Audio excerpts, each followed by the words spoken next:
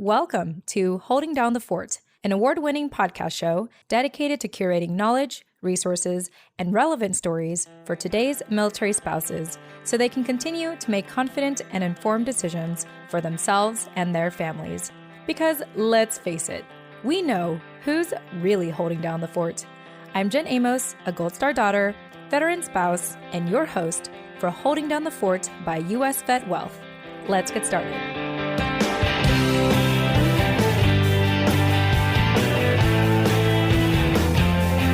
All right, hey everyone, welcome back to another episode of the award-winning podcast show, Holding Down the Fort. I am your co-host, Jen Amos, also a veteran spouse and Gold Star daughter. And of course, as always, I have with me my co-host, Jenny Lynch-Drup, who is a mental health advocate, a seasoned military spouse, as well as mom of two. Jenny Lynn, welcome to the show. Hey, thanks for having me. Glad to be here today. Yes. And I can't wait as the days get closer of you to come over here to Virginia and to finally be reunited. Real life friends instead of Zoom friends. Yeah, real life friends for sure. Yeah. Although I feel like it was normal back in the day. Like I used to have like online friends, but anyway, that's a conversation for another time. We're really excited because I feel like the more I do the show, the more I represent Virginia because we are very much in Virginia today. Let me go ahead and bring on my guests, starting with Mark Casper, who is a veteran and executive director of Tech for Troops. Also a proud grandpa of two beautiful girls. I think he felt like it was very important to mention that, so I had to mention it because it was in the notes. And his joy in life is to spend time with his wife and best friend of 35 years. To be quite honest, I'm not even 35 years old, so that is incredible to be with someone for that long. So congratulations. Mark, welcome to the show. Thank you. Glad to be here, and I deeply appreciate all that. It's a lot of fun. Yeah, for sure. And of course, we also have with us a longtime friend of 20 years, Lisa Houston, who is the founder and chief executive officer at Zencouragement Coaching, also a co-author and a transformational life coach serving veterans and their families. So Lisa, welcome to the show. Thank you very much. It's great to be here with you. Yeah, I know that we talked on the phone like probably weeks, if not months ago at this point. I just thought like after a while I was contemplating about like how I talked to you two individually and just how highly you spoke about each other. And so I thought like, hey, let's bring them both on the show because you know, you two are longtime friends as well as, and you also are collaborating together to do good work for our veterans and their families. So Mark, let's go ahead and start with you. For people that are hearing about Tech for Troops for the first time, what is this amazing nonprofit about? And yeah, tell us a little bit about the nonprofit and what you do there. Sure. So right now we're based in Richmond, Virginia, looking to expand across the nation to help more veterans. And what we do is we receive computers, use tech, and we refurbish it and we give it to an in-need veteran in the family. So we support the vet, male or female, doesn't make a difference, and the wife, the spouse, so they can get a job or help support the vet and as well as the child. It makes perfect sense to do the whole family because if one person, I've had this issue where the one person who owns the computer has to schedule time to be able to do their schoolwork or get their stuff done, and then the kids get to do their stuff. So of course, the mother, and it was a mom, was going to bed much later than she really should have been. So it made perfect sense to give her a couple of computers to get her kids online so they can finish their schoolwork. So we do that. We help out with computers. And then we also recycle. We've recycled almost 480 tons in 5 years, going on 6 years now. And It's important because, as you mentioned, a granddad, I want to leave the world a better place for my grandkids and future grandkids and everybody else's grandkids, right? Their kids. So we do that as well. Yeah, I really like that you also help the family because I think for me, my initial assumption, was focusing on the veterans specifically. But one thing I like to advocate for on the show are the families, our silent warriors. So I just love that is already included, in what you do. Yeah, I look at it this way, that if the war fighter is going away and they're leaving for 6 months and there's only one computer and mom can only do one thing. And if it breaks down, oh my God, they're in a world of hurt. And they might not be able to afford to buy a new computer. So if you have two in the house, if you have three in the house, you're able to do a whole lot more and work a whole lot better than if you didn't have those extra computers. You see my air quotes, extra computers in there. Yeah, absolutely. Let me know, how have people been able to come across Tech for Troops? I imagine now it's kind of become like a word of mouth. And I know that you are involved in Synapse as well, but maybe talk about like the early stages or when you got involved of like, how do you create awareness of this? Because I think that more veterans and families should know about this. So when I first started, when I walked in the door, I was asked to be on the board. I had my own IT company. When I was asked to be on the board, I walked in the door and quite literally I knew I was home. My head exploded, lightning bolts and all that sunshine, everything. I was just, I'm home. And took the tour, and the founder looked at me and said, "You want to be executive director?" And I was like, "Yeah, absolutely." And we had 750 square feet, saw 750 square feet, and went home to my wife, my beautiful wife, and said, "Hey, babe, guess what? I'm starting a new job." And she was like, "What? You're doing what? And you've never done a nonprofit before?" And I'm like, "Yeah, no." So at that point, we had nothing. I didn't know we had nothing, right? I wasn't sure exactly how a nonprofit worked, how Tech the Troop worked. And the awareness was not there. There had been a couple of newspaper articles or on the TV once or twice, and that was it. So my goal has been and still is create awareness across the country. And we're doing that. We have a marketing plan now. We're sponsored by a TV station. We have radio as well now. We're working towards the internet, but that's one of those funky things. You have to go to the right web page to buy the right thing and all that kind of. I'm not sure how to do that. Yeah. I know people who don't know how to do that, and that's the good thing about it. But creating the awareness and getting people to talk to us, that actually a lot of it came from the VA. So we've been showcased in the VA through their internal communications to all of their employees, all 180 plus thousand of them, multiple times to tell folks about Tech for Troops and what we do. So we've got a lot from that. And then after that, it's just reaching out to various organizations like Mission Continues and others, and Team Red, White, and Blue and others, and just saying, here's who we are. You guys want to partner together to help out our veterans and their families? And usually it's a yes. Yeah. Not all the time, as you can well imagine, but usually it's a yes. So that's how we're creating awareness and creating the demand for Tech for Troops and what we do. Yeah. Thank you for sharing that, Mark. Really good to know. Mark, I imagine like on the surface, it's like, yes, this is what you do. Like we offer, these refurbished computers to these families and to the veterans, and we give them IT skills and we help give them opportunities. I mean, I think it's very common knowledge that veterans, when they transition out, it's a hard time. It's a really difficult time. And so tell me maybe about the impact of working, with these veterans and families and helping them, kind of reinvent themselves. Yeah. So in Richmond, in our area, it's required that the veteran comes in and shows us they know how to use a computer. When I first started, I had people calling me and saying, "Hey, I saw your computer in the pawn shop." So the vet would get it, go pawn it off for $15-20 and then do whatever. So we said, no more. Let's start education. And standing in front of these men and women who served our country truly is humbling, because I could have been in their place if it wasn't for my beautiful wife. Right? She's the one who helped support us and guided me and did everything really that pushed me in the right directions. Got to get an education. You got to do this. You got to do that. And always let me do my own thing, but at the same time. So not everybody has that, and that's a bad thing. But we're there for those vets who are in front of us. And I literally get up in front of them and I talk to them as if we're still in the military. So there's things, as you all know, you can say to somebody that you served with or did boot camp. We all have the same sort of experiences when it comes to that. So I can say things to them that they understand. And I tell them, this is a tool. It's going to change your life if you want it to change your life for the better. You can apply for jobs and get a better job and all those things, get your VA benefits if you don't have that. So I've seen it. There's a vet named Marshall. He was alcoholic, street corner. You can see, the sign, he's on the street corner. I'm not begging you money. Living in an abandoned building, actually. So no heat, no air conditioning, no nothing. And he wanted to die. He literally was like, "Mark, I don't care. I'd rather die, have God kill me." And he somehow got sober in the VA, and they said, "You've got to go to Tech for Troops to get a computer." So he did. And he didn't want to, but he did, because he's like, "I know computers, I can do that." But when he got here, we actually taught him a few things he didn't know. And one of the cool things, weird things, fun things, is that he left the computer and didn't take one with him. We all thought he did, but he didn't. He's like, "I don't need it. I can make this on my own." Got himself a job before COVID. Got fired during COVID. Got another job through Tech for Troops because got him in with another company. He left that company for another company. Came back and said, "Mark, I do need a computer now. Can I get one?" "Absolutely, you can have one." And guess what? I got a text earlier this week saying, "I bought a car." And his next goal is a house. And if that doesn't warm your soul and your heart, then, we got to talk to somebody about getting a blowtorch on you. That's just so powerful, taking these veterans, from a place of almost hopelessness, for lack of a better term, to a place of being hopeful and wanting to live a life of purpose and everything. So that's just such a beautiful story. And I'm sure that's one of many stories that you have to share. It is. But he's the one, literally, I got a text from him like, "Mark, I bought a car." And I'm like, yes, yay, happy, right? I just didn't want to throw any expletives out or anything. So It's a military-friendly show. It's a very military-friendly show, but at the same time, there's probably a child out there listening.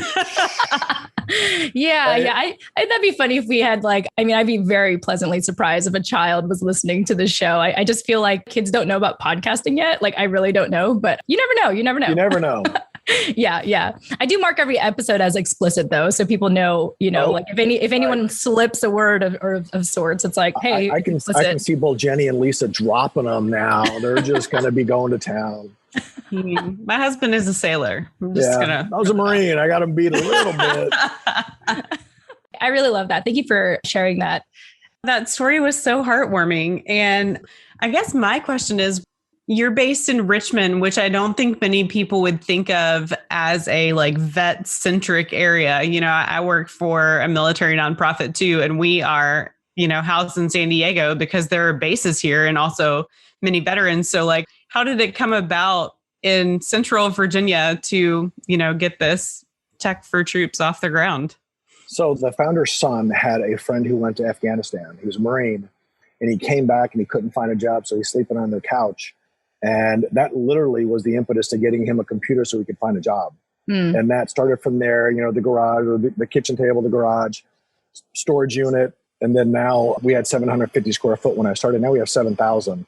And that's why we're looking for expansion across the nation. I do want San Diego eventually, but, it'll be Dallas and Tampa, St. Pete, et cetera. All those places that there are strong veteran communities. Mm-hmm.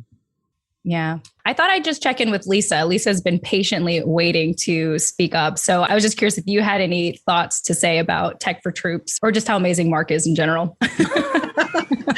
Lisa, keep all, don't. So I tell you, when I met Mark about 20 years ago, he was just a really nice guy, and we worked at the same company. And we hung out here and there, and I thought he was a great guy to begin with. And then when he started working with Tech for Troops, I realized the depth of his compassion. Mm-hmm. And we talked about it a couple times when he was starting there, and it was a little rough at first, but he had a passion to make this something real and huge. I mean, as you can tell, he's grown it quite a bit. Mm-hmm. And also because of his passion for helping veterans, he ended up getting me involved because of the fact that, I had very traumatic horseback riding accident. And at the beginning, I was in a wheelchair and I was really feeling sorry for myself. Mm-hmm. And so he helped support me through some of that. And also he asked me if I wanted to volunteer. And I was all wrapped up in my stuff, my pain and things like that. And he got me out to Lonesome Dove Equestrian Center, which is equine therapy for veterans, because I know about horses. And I told him, I don't know anything about veterans. He said, that's okay. They need people to help with horses. And when I got there, I was so humbled working with the veterans. I loved their energy, and they were just so bold about everything, and they weren't feeling sorry for themselves, even if they had really traumatic injuries.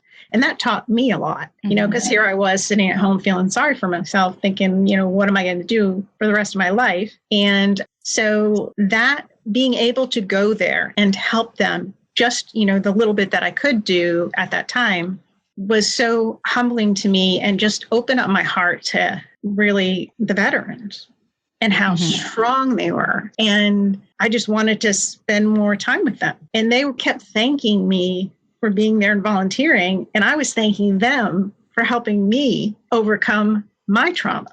Mm-hmm. And they were just so selfless and supportive, as Mark has been to me. And I was just so hooked on it. I just loved it. I love spending time with them. I love hearing some of their stories and how they overcame these, huge obstacles. And so it really sparked in me a passion to help people.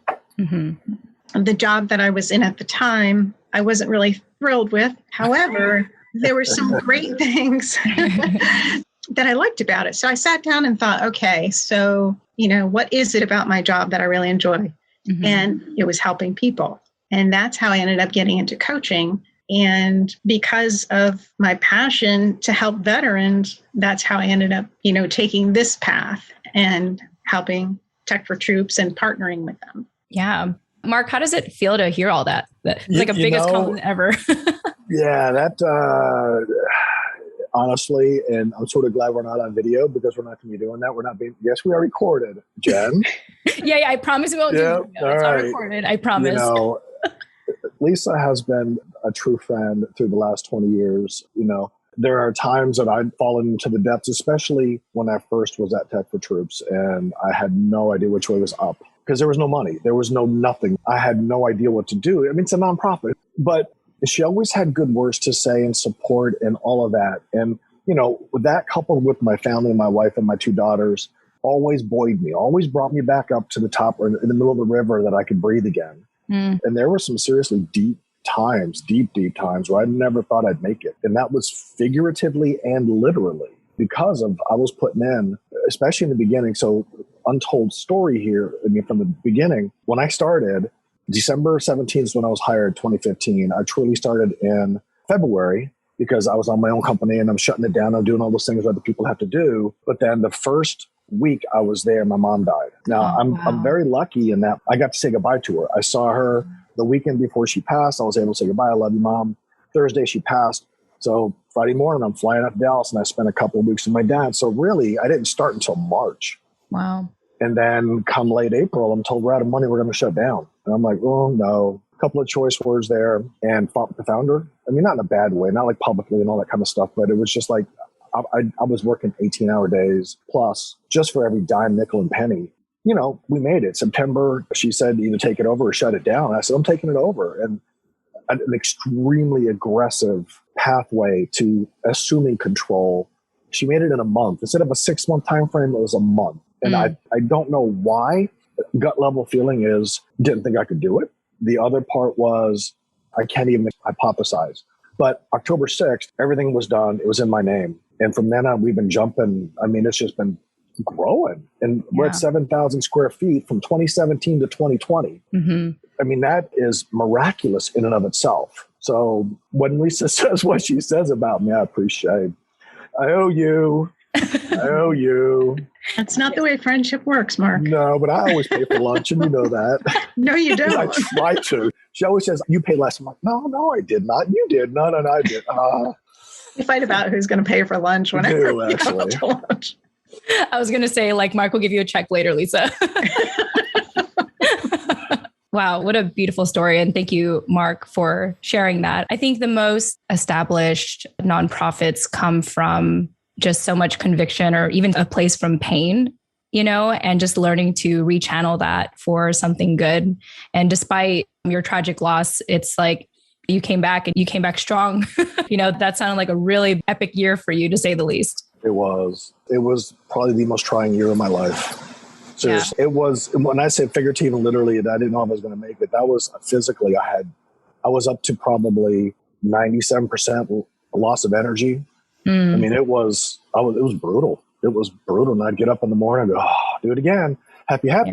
And, keep going. But there were times I really thought I wouldn't be here right now. Yeah. Just thought I'd check in with Jenny Lynn. Any thoughts? Yes, I think the military veteran spirit is strong. That's what I heard in your story. Being an active duty military family member myself, I completely know that your drive and determination comes from your time in the service, as I've watched, my own husband and friends just give it all they've got and continue to go. This is a season, but the season seems to last all 20 years of service and then some, and I appreciate your candidness on talking about how difficult it was. Like I said earlier, I work for a military nonprofit and which was founded on really good principles of getting people the mental health help they need. And the reason I do what I do is because I have that same level of drive about military families because my military family has benefited from really good mental health care that was really needed in our house. And so, thank you for your stick-to-itedness. That's a word today. Yeah. I'm a writer. Make that up, right?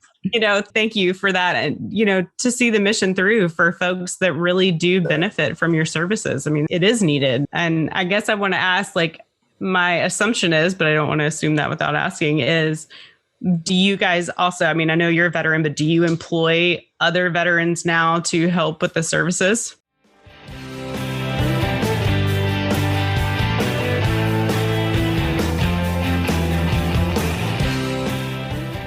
Easy, customizable, and delicious. Mixology isn't just for exclusive cocktail lounges anymore, thanks to Jab Mixology, which is actually run by a military spouse, Christy Lawler, who is also a guest on our show. You can learn more about her by checking out episode 40 of Holding Down the Fort back in May 2015-2020. Wow, that was a while ago. All right, anyway. The Jab Mixology blends are as unique to each other as our customers' individual tastes.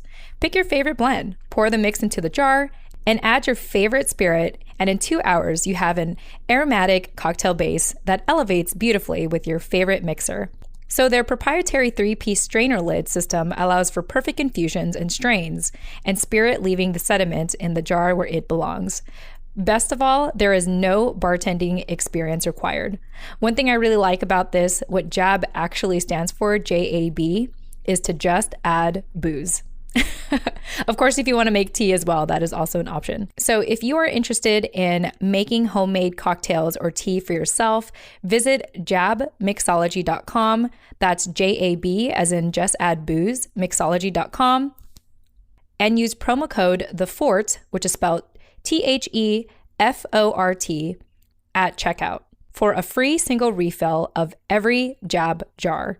Once again, when you visit jabmixology.com, use the promo code THEFORT at checkout for a free single refill for every Jab jar. Thank you, Christy, so much for this special promo for our listeners here at Holding Down the Fort.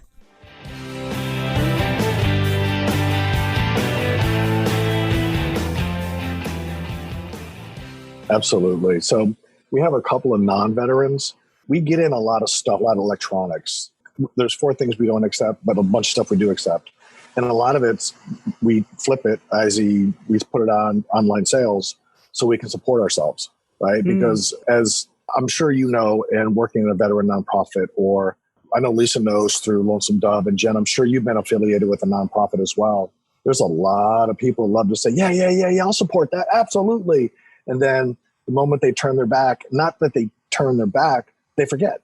Or they're like, I didn't really mean that, but I'm just going to go my own way. So we have to support ourselves in some way. And so we use online sales to do that. And there's all that stuff that comes in has to be triaged. So we got a couple of folks who help out that are not vets, but mainly it is vets. And our goal is to hire vets, get them the skill sets that they need for IT support, work in IT, and then gently fire them with a job.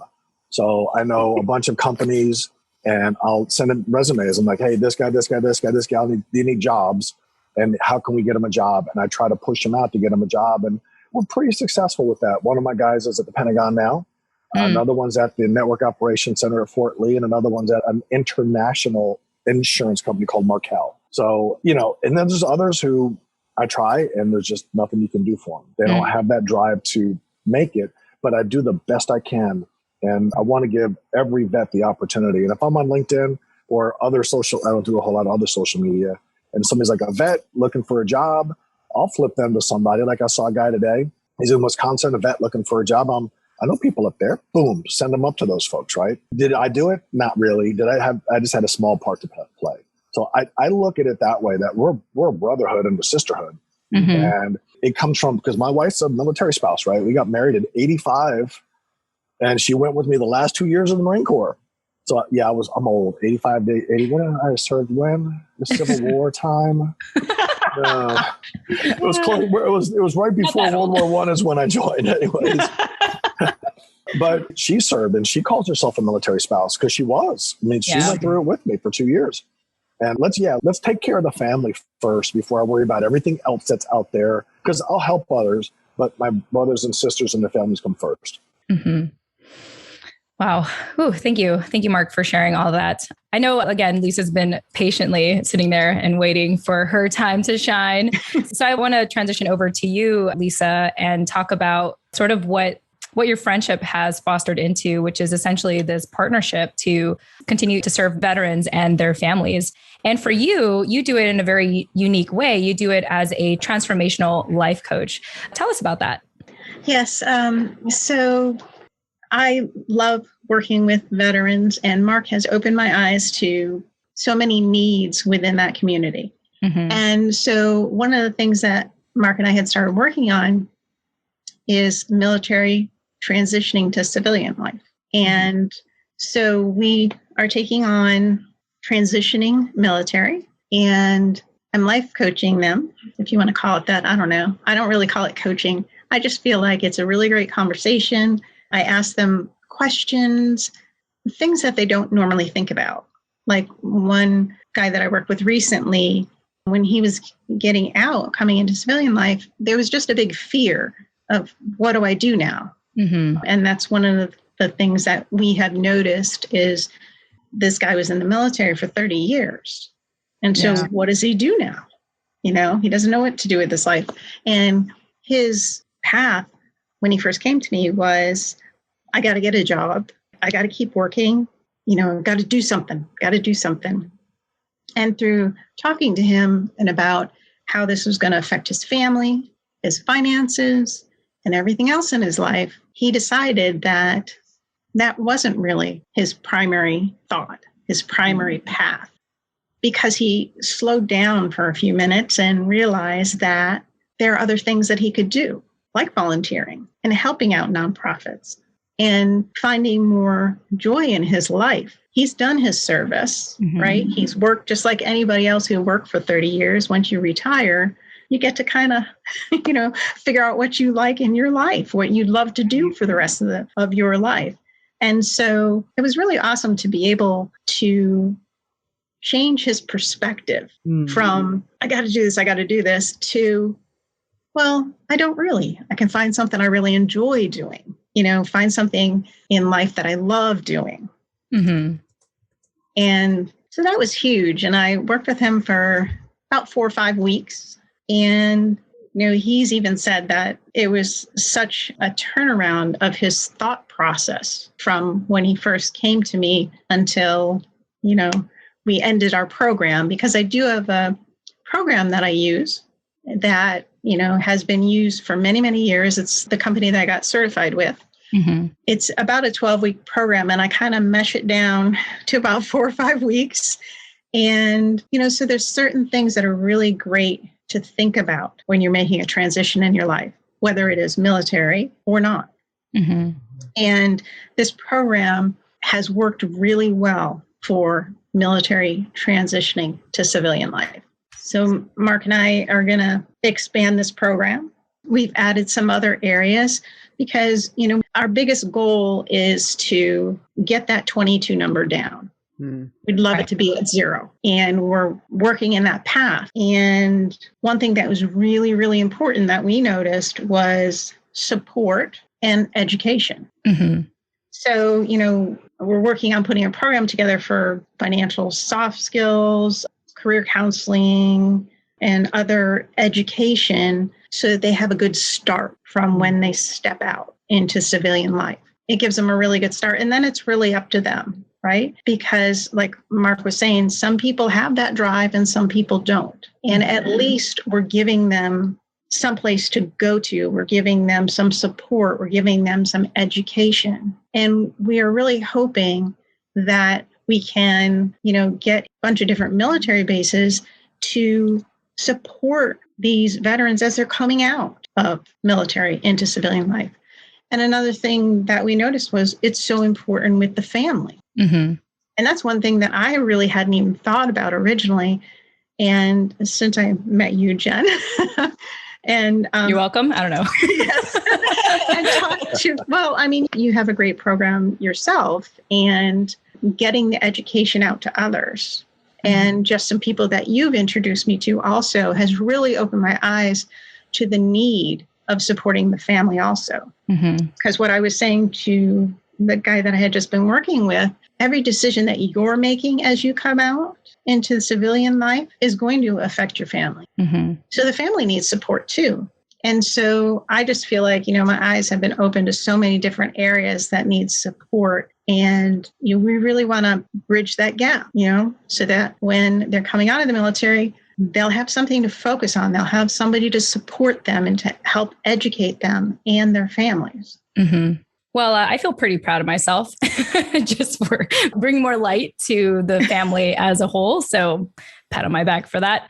I like that you focus on helping make this mindset shift, right? Because when you think about transition, you think about the TAPS program, and it's all about like, oh, how do I get the next job? How do I transition? How do I, replace that paycheck? But there has to be a mindset shift in all that process, right? And so I don't know where they're at right now with the whole transition program that the government provides, but until then, it is great to have people such as yourself offering something like this and even helping them in, like 4 to 6 weeks. Like I think sometimes we need something that condensed, just like boot camp, I imagine, to really just make that pivot into the civilian life. Like you, I'm just really happy to hear about like the whole family unit support. Again, military family member. There are programs making strides to include spouses as part of like TAPS and different things. And also, it's a really hard like I have several friends who are either getting ready to transition out or have recently transitioned out. And especially on the family side, I mean, you're leaving a whole lifestyle too. Whether or not you ever put on a uniform, you're leaving a community and a lifestyle and a way of life. And it's all very different. And so to be able to provide support, not only to the veteran, but to the family is a really great thing, I think, for the larger community as a whole, and not just the military community, but bridging that gap between military and civilian, because it is very different. And as a military spouse, we tend to straddle that gap because we're technically civilians with a military ID. And so to be able to provide support there to help everyone transition, I think, only makes everybody stronger, and everybody's going to succeed, right? Like everybody's going to succeed if they're all getting the support, and literally everybody benefits, civilian, military, and the community that those people return to. And I think that's the bigger thing is we kind of forget that like people don't retire and stay in San Diego because that was their last duty station. Like people retire and go back to Richmond, Virginia, or Milwaukee, Wisconsin, or wherever. And being able to have those skills and return to or move to wherever it is they go is really helpful. So huge. Kudos to you guys. Jenny's exactly right. I mean, and of course what Lisa said is exactly right. It's support for the future. It doesn't guarantee success, but if you understand where you can go to get help or to have help before you got out, you have a better chance at success. And that's for you and your spouse and your children all the way through. And you're right, Jenny, moving to Milwaukee or moving to San Diego, wherever you're going to go to, you can take that with you. Education never leaves you. Mm-hmm. I just want to say, as a military child who transitioned out like at 10 years old, when we transitioned out after losing my dad, we transitioned to San Diego as if like nothing ever happened. Like we didn't talk about dad. We didn't grieve. We didn't really, we did in our own way. Like I have a Catholic background. I'm born again Christian today, in case anyone's wondering. But, we do the rosary and, just kind of grieve in that kind of fashion. But it took me till later in life to kind of pick up the pieces of understanding what happened at that time. And it really took something such as a podcast like this to know what resources are available to me. So I just really want to thank you all, even you, Jenny Lynn, for the work that you're doing and just your love and support for military families, because the ramifications of even losing a service member, it's like you think about losing the service member, but you don't think about what the family has lost and what they have to, how they end up growing up. Me being in San Diego, where a lot of I'm in Virginia Beach right now, but like having a lot of friends there who were born, raised there, went to school there, and just want to leave San Diego by the time they're 18. Like I couldn't understand that. Like I couldn't understand having lifelong friends, because I moved around a lot. And so for a lot of my young life, like I felt like an outsider. I kept to myself. I actually got into online chatting because I actually experienced bullying when I was in middle school. And so I just thought the internet was like a safe space for me. I guess that's why I thrive in it today. But anyway, even if just having that knowledge, like knowing that there is support, I'm glad for the way that I turned out, but I think I would have turned out a little bit differently, had I known that there was some kind of support, and that more importantly, my mom was willing to, get that kind of support as well. So So all in all, I'm just so appreciative of all of this. And part of why I do the show is I was like, oh, there's hope for our military families. There's hope for our veterans. There's hope, and for the service members that are, active duty today, including military spouses and families and those that transition out. Like I continue to do the show for them, for them to know that they're not alone, So real quickly with you, Mark, let us know. Obviously, Tech for Troops is amazing. How can people get involved? What are their options to get involved? Let us know. So in the Virginia area, Richmond area, it's much easier, of course, because we're in Richmond. But I put out a video on LinkedIn the other day, I think it was yesterday, where a person in California sent me a box of Cat 5 wiring, right? So it's just wire. Mm-hmm. Everybody would think, just throw it in the trash, not a big deal. But it's not, it is a big deal. Mm-hmm. Because the more we throw in the trash, the worse, all that stuff, right? We all talk about it, but this person took the time to send me that. And we get boxes in the mail now more often than we ever did. I think partly because word's getting out more, like through your podcast and others, but that's how partly you can help. The other part is, if you're in Richmond, come on by, see the place. I always want to give folks a tour. Yes, I'm proud, but I want them to see the impact we're making and how we're doing it and what we're doing and all that stuff that goes into running a company. But come volunteer. Come let me know that you want to be a part of a family and welcome you in with open arms. And that's civilian and military, right? Because it takes, you can go back to the Hillary Clinton, it takes a village, but it really takes something special to bring people together. And I hope Tech for Troops can be that place one day that folks want to come and volunteer like Lisa does. And then you don't have to be Daddy Warbucks if you guys even know who Daddy Warbucks is. But if you're deep pockets or you know somebody who is a veteran-centric person who really wants to support them and they know what they're doing, they have money, right? I'd love to talk to them and see how we can open up other locations. Because I look at it this way. If we opened up in Dallas, we could probably serve the 2 million vets that are there and at least 150,000 that are in the surrounding areas, if not more. Right. And then there's Fort Hood and Austin. That corridor there is huge as well. And then, of course, San Antonio, Houston, Miami, just so many places. And I know it can be done because everything we do is replicable. We have a process. It's done. All we got to do is pick it up, cookie cutter. So that kind of stuff. That's what we're looking for. And come on out and see us. Yeah. Thank you so much for sharing that. I shamefully have to admit that I haven't toured the place yet. We had a whole COVID thing last year, right? That's true. That's my excuse. There's your excuse right there. For some of us, we're still all in that, i.e. California. Yeah, I feel sorry for y'all.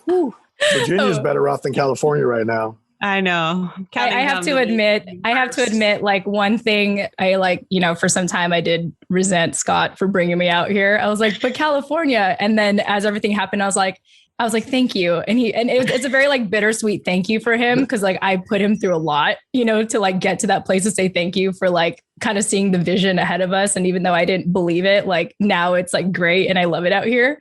But he had to put up with a lot with me. But anyway, it's paid off. So anyway, Lisa, let us know if our veterans and families want to reach out to you. What would that look like? What would that process look like for you? Well, right now we're standing up the program and we are partnering with Tech for Troops. One of the needs we'd like to fulfill right now is to have a couple of people who are active military transitioning, maybe 18 months, 12 months out, to contact us and give us some ideas on how we could best serve them. Also, a couple of people who have transitioned. Wait, what happened here? Wait a minute. What just happened? I think Jenny had a light bulb went off. I did. I was like, I know someone. Okay. You're welcome. Okay, there you go. All right, Lisa, go ahead. Sorry, I didn't mean to I was like, I feel like I missed out on something and I just saw it in my peripheral. But okay, Lisa, continue.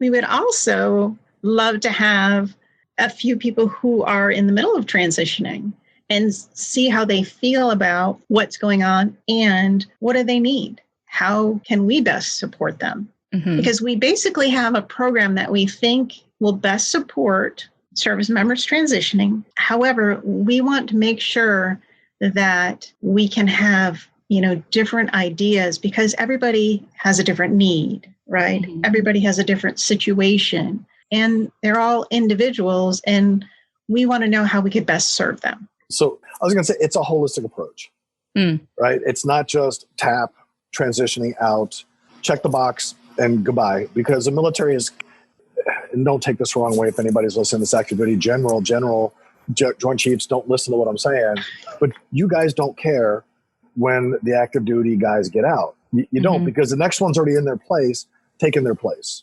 So it's just a continuous river run, right? The river's always running. You don't look at the individual water particles, but you see it's always backfilled with another water particle, right? And that's the military. It has to be, because to be able to protect us, we have to have a continuous flow. So we want to get in front of that and say, you need X, Y, and Z, or we think you need X, Y, and Z. And they're like, no, that's not really, because I already have like 27 houses that I flipped and I have $4 million in the bank, but I'm not really sure what I'm doing with my future. Lisa, come over here and do that, right? So we want to be able to help flip the mindset, and financial if they need financial, and family help with what I have, all of that stuff. It's going to be a holistic look, not just one way. Awesome. Well, I love that. It takes a village, right? It takes a village to help all of us. It takes a base instead of a village. Military terms. Yes.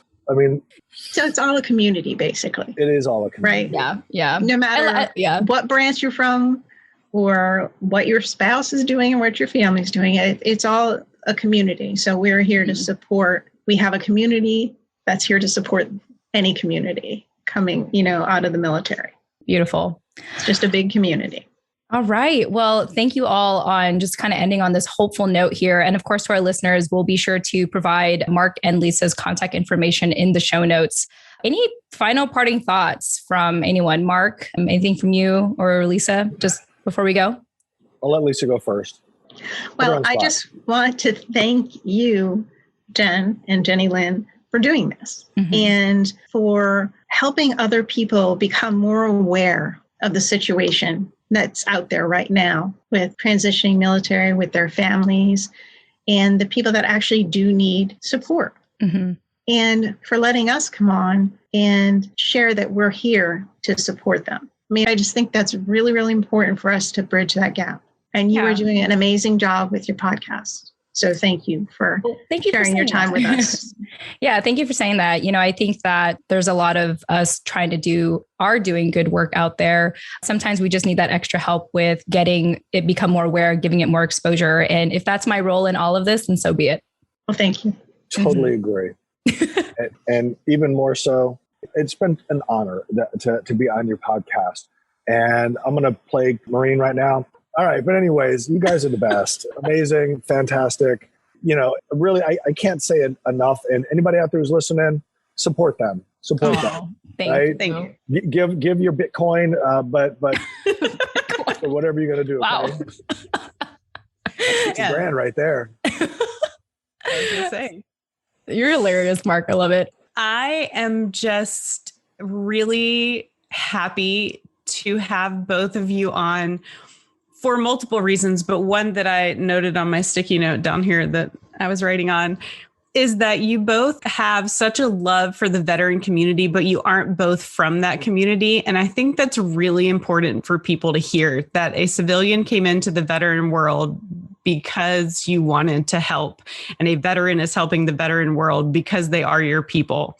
And I just have a really great affection for that. So thank you both. Okay.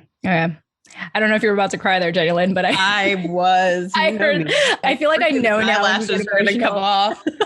Thank you both again, Mark and Lisa, for joining us.